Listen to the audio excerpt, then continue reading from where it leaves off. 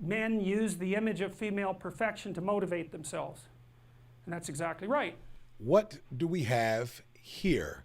What women don't understand about men with Jordan B Peterson, one of the guys I absolutely love to hear talk. We also got Krizz Kaliko, and here I got comedy, music, and like today, some trending topics. This is Krizz Kaliko on YouTube. Come on. Oh yeah, Krizz Kaliko on YouTube, man. This is what you've reached. Where we do comedy, social commentary, current events, music. There's lots of things going on the channel. It's all new. I wanted to give you guys a lot more content, man, so I'm glad you joined me. Today, one of my favorite dudes to hear speak, man. Jordan B Peterson is what it says on here. I'll never see them using the B anymore. A lot of people, man, he ruffles some feathers, but I like him, man. A lot of stuff that he says makes sense. I even tried carnivore and stuff because of him and his daughter, man. So anyway, Jordan Peterson, what women don't understand about men. Let's get to it. Men use the image of female perfection to motivate themselves. And that's exactly right. That's precisely what they do. You see that in the Tom Sawyer story. So Tom Sawyer is about 12 years old, and he's still hanging around with his friends like Huck Finn. And this girl moves across the street, Becky, and she comes out, and he's struck by her for the first time in his life. Something's changed. And the first thing he does is hop up on a picket fence and show off and balance in front of her. And he's saying, well, look at me, look at me. He's like the male bowerbird building something beautiful so the female will approve of it. And it's motivation. You know, and that's something that I think modern women don't really understand about men. They don't understand that, at least to the degree that males are uncorrupted and not bitter because of being rejected, they're doing everything they can to kneel before the eternal image of the feminine. Well, you know, and there's various reasons why men are like they are. There's various reasons why. Let me listen to it a little bit more before I give you my opinion. Let's listen just a little bit more. And try to make themselves worthy. Yeah. That's the chivalry story, right? That's what you should encourage in your partner. So out of chaos emerges this first form. It's the feminine form. It's partly the form that represents novelty as such. So, and on one hand it's promise, on the other hand it's threat. That you wouldn't believe, and I don't know, because I don't understand the situation with women as well as I understand the situation with men, obviously, being a man. Right, right. But I don't know if women have any idea how paralyzing they are to especially young men. They can be. Lord. They can be, man. The right woman can make, I agree, the right woman can make or break you. You know what I'm saying? Very absolutely. large number of my clinical clients, but also young men I've talked to in general, are absolutely terrified of women because they're terrified of being rejected.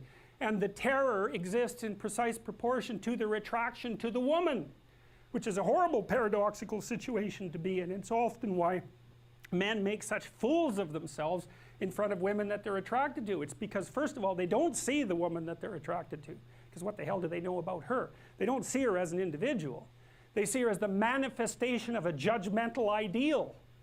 And then it's only in establishing the relationship with the actual woman that they can start differentiating between the judgmental ideal and the actual individual woman.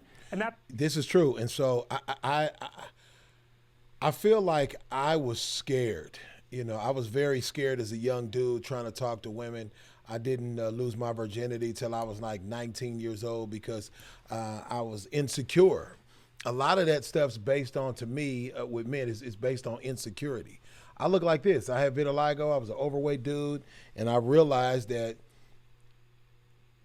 conversation rules the nation, that they would just love my personality. I know that sounds like a fat, ugly dude's way of justifying stuff, but it's not. Even though I was a fat dude that felt ugly, I realized that there was also these similarities in women that where I could say, I could behave a certain way with any of them, no matter no matter what they look like, and I could get them to like me. So I erased all of I erased all of the anxiety that I had about what would happen with whatever woman, especially with attractive girls. I started seeking them out even more because I felt like, oh, here's something that the cute dudes or whoever everybody thought was cute, I have something that they don't. I have a personality that they don't because I was forced to work on it out of insecurity. And so I stopped being scared of them So and just moved on. Let's go. It's a sacrifice. And the sacrifice is, you never can have an ideal woman. So to have a relationship with any woman, you have to sacrifice the relationship with the ideal woman, and you have to see the individual woman and separate her from the ideal. And that's the same thing that happens to the hero in Sleeping Beauty, right? He sees the evil queen who actually turns into the dragon of chaos, and it's not until he can defeat her that he can establish a relationship with the actual princess. And that's exactly the case. I had one of my clients who ran this men's group, which was quite interesting. One of the things they had the initiates do, which was very intelligent, was to go out and ask 50 women in one day for their phone numbers. Why? Politely, properly, you know. It was a game, but it wasn't a stupid game.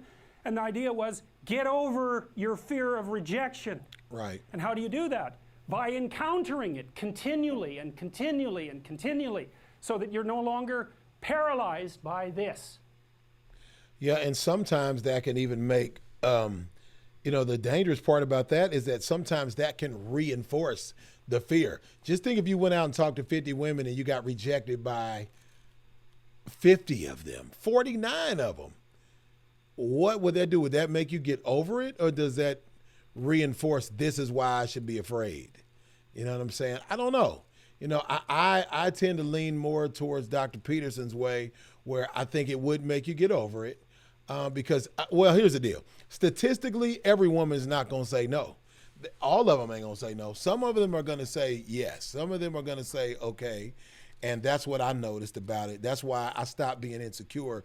No matter how big I was or what my face looked like, I felt like somebody's going to say yes. And if I went out and tried to holler at all of the attractive ones, I was going to land with an attractive one, and I did. I landed with a real cutie. I'll bring my wife on here where you guys can see. And we have to talk about some more of these things with her. Tell me if you agree, guys. Tell me in the comments, guys. Like, share, comment, and subscribe to the channel right now, man. Krizz Kaliko on YouTube. Cali, baby. See you. Bye.